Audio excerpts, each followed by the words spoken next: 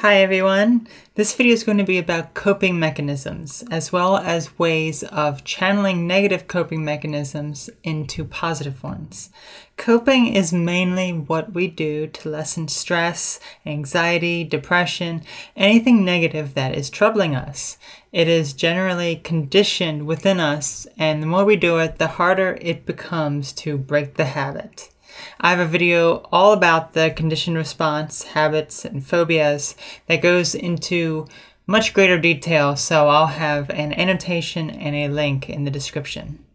The conditioned response is the fundamentals of our personality and how we are.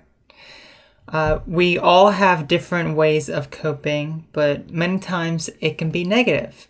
Some common negative ways of coping are self-harm and cutting, drug and alcohol abuse, eating disorders, obsessive-compulsive traits, dissociation, perhaps to the point of maladaptive daydreaming, where one spends more time in their mind versus the outer world, or even avoidance, where one flat out avoids things that cause them anxiety and stress. Things such as avoiding social situations and instead being in isolation. Bullying other people is even a coping mechanism. For instance, someone being bullied at home may project the abuse being done to them onto a classmate at school. Or if you've had a bad day at work, you may come home and be aggressive and angry towards your family to get out those emotions of what you are feeling. Check the description of this video for various resources of videos I have done that can help in more specific areas. All these negative coping mechanisms are detrimental to the person because they are preventing them from addressing the root cause of the issues and overcoming them. They can often see these negative forms of coping as shameful. It helps them release these negative emotions. That is the benefit, since denial and repression is even more detrimental, but ultimately it's not helping them. There are so many ways of coping, but they don't always have to be negative. There are plenty of positive ways that I'll discuss now. There are plenty of positive ways of coping with the situation, and while they may be harder to implement and condition versus more self-destructive methods, the benefit they offer are that they allow you to release negative emotions efficiently so you feel better about yourself afterwards. First and foremost, you need to discover what your current coping mechanisms are and why. What are you doing to cope with stress and anxiety? And furthermore, what made you start developing that way of coping?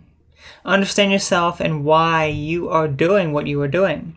For instance, if your coping mechanism is cutting, let's say it started as just a little cut here and there whenever you would feel depressed.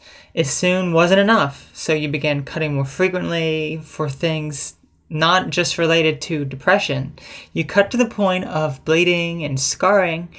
You feel a release when you cut, which makes you feel better in the moment. However, you have conditioned this in your mind. Cutting yourself is then linked to a stress reliever. You feel down, you cut. It's conditioned.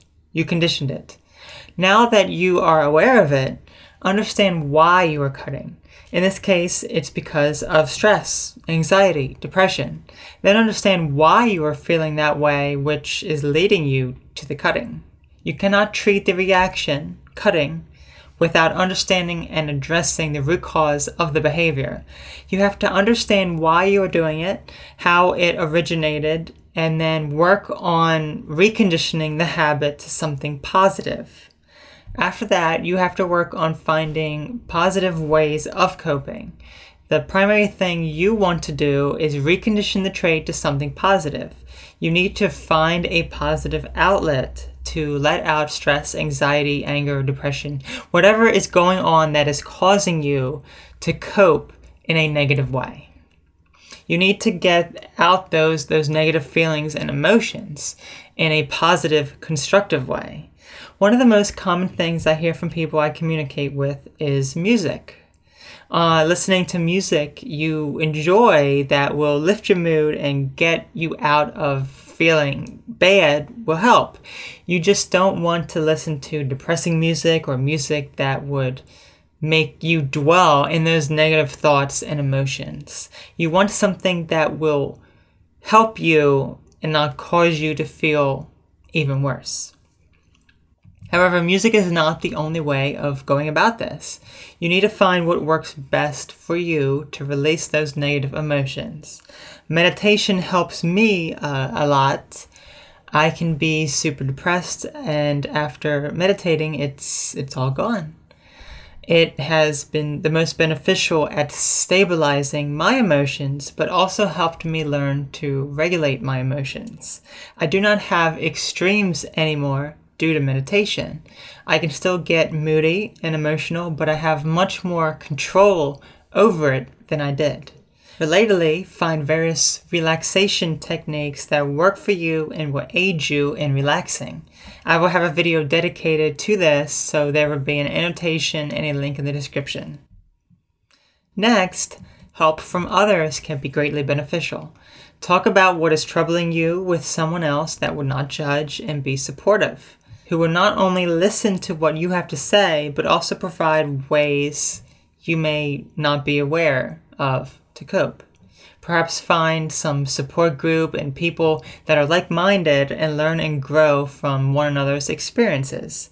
Peer support can be highly beneficial.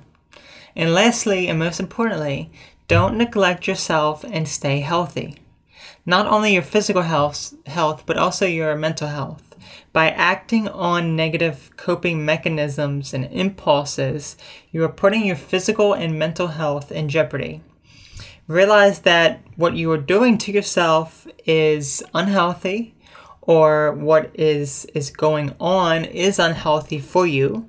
Understand where you want to be with good health and make attempts to achieve those goals of being healthy. Again, not just physically healthy, but also mentally healthy. Cutting, for example, is mentally and physically unhealthy. Understand this and learn to respect and embrace who you are to better your life and get to where you want to be in a healthy manner. So in conclusion, we all have different ways of coping. Many times it is something negative until we learn to get control over it and condition a positive trait to replace it. Ultimately, by making goals for your success, you can achieve what you want while having positive coping mechanisms to aid you in recovery instead of doing more damage to you. I'm interested in your thoughts, so feel free to share how you cope and what works best for you. Thank you for watching, and I hope this video was helpful and informative.